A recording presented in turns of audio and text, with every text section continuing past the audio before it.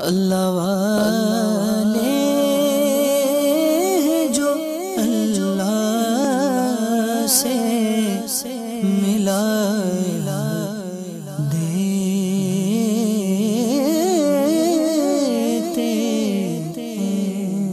15 سفر المظفر عرس مبارک علامہ ارشد القادری رحمۃ اللہ تعالی علیہ، سالار قافلہ، وکیل اعلی حضرت، آبرو اہل سنت، رئیس القلم، ملک التحریر، علامہ غلام رشید ارشد القادری رحمۃ اللہ تعالی علیہ کی ولادت باسعادت 1924 سنہ عیسوی میں موضع سید پور بلیا، یو پی ہند میں ہوئی۔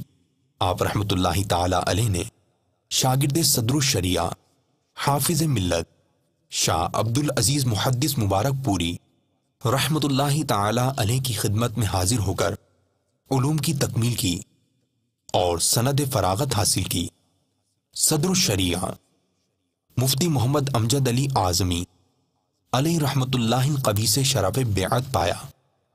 مفتی اعظم ہند شاہ مصطفیٰ رضا خان علی رحمۃ الرحمن نے اجازت و خلافت سے نوازا۔ آپ رحمۃ اللہ تعالی علیہ نے کئی ماہ ناموں کا اجرا کیا۔ زیر و زبر اور زلزلہ نے ایوان باطل کی بنیادیں ہلا دیں۔ زلف و زنجیر، لالہ زار جیسی کتب کی تصنیف سے سامان تزکی فراہم کیا، ذہن کے دریچے کھولے، نسل نو پر انقلابی اثرات چھوڑے، دلکش اسلوب سے خیر و سعادت کی ترغیبات پر مشتمل، عشق و ایمان کی حرارت سے لبریز، حکایت و قصص سے روحوں کی تطہیر، دلوں کی تسکین اور دینی امنگوں کی تشکیل کی۔